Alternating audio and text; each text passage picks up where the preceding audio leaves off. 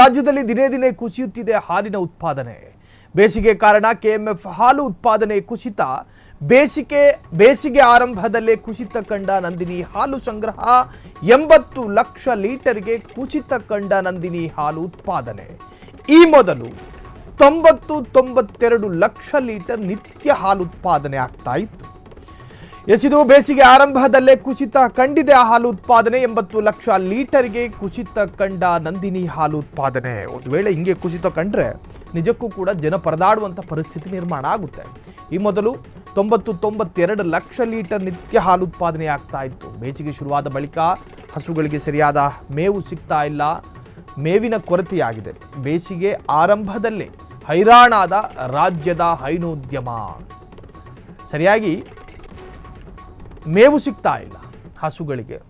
So Nandini ಎನ್ನುವಂತಹದ್ದು ರಾಜ್ಯ ಸರ್ಕಾರದ ನಿಯಂತ್ರಣದಲ್ಲಿರ್ತಕ್ಕಂತಹ ಅಥವಾ ರಾಜ್ಯ ಸರ್ಕಾರವೇ ನಡೆಸಿಕೊಂಡು ಬರುವಂತಹ ಒಂದು ಉದ್ಯಮ. ಸೊ ಇಲ್ಲಿ ಉತ್ಪಾದನೆ ಕಡಿಮೆ ಆಗ್ತಾ ಇದೆ.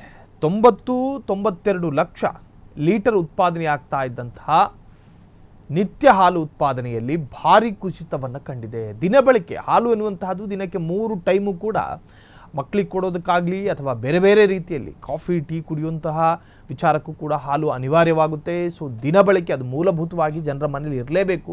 ಇಂತಹ ಪರಿಸ್ಥಿತಿ ಇದ್ದಾಗ ಬೇಸಿಗೆ ಶುರುವಾಗಿದೆ, ಬಳಿಕ ಹಸುಗಳಿಗೆ ಸರಿಯಾದಂತಹ ಮೇವಿನ ಕೊರತೆಯಾಗಿರುವಂತಹದ್ದು. ಬೇಸಿಗೆ ಆರಂಭದಲ್ಲಿ ಹೈರಾಣಾದಂತಹ ರಾಜ್ಯದ ಹೈನೋದ್ಯಮ. ಒಂದು ಕಡೆ ಸುಡು ಬಿಸಿಲಿನ ಬೇಗೆಯಲ್ಲಿ ಸರಿಯಾದಂತಹ ಹುಲ್ಲು ಅಂತ ಹೇಳಿದ್ರೆ ದನಗಳಿಗೆ, ಹಸುಗಳಿಗೆ ಮೇವು, ಆ ಮೇವು ಸಿಗದೇ ಇದ್ದಾಗ ಈ ಪರಿಸ್ಥಿತಿ ಬರುತ್ತೆ. ರಾಜ್ಯದ ಬಹುತೇಕ ಜಿಲ್ಲೆಗಳಲ್ಲಿ ಹಾಲಿನ ಇಳುವರಿ ಕುಂಠಿತ ಆಗಿದೆ. ಹಾಲು ಉತ್ಪಾದನೆ ಕುಸಿತದಿಂದ ಆದಾಯಕ್ಕೂ ಕೂಡ ಕುತ್ತು.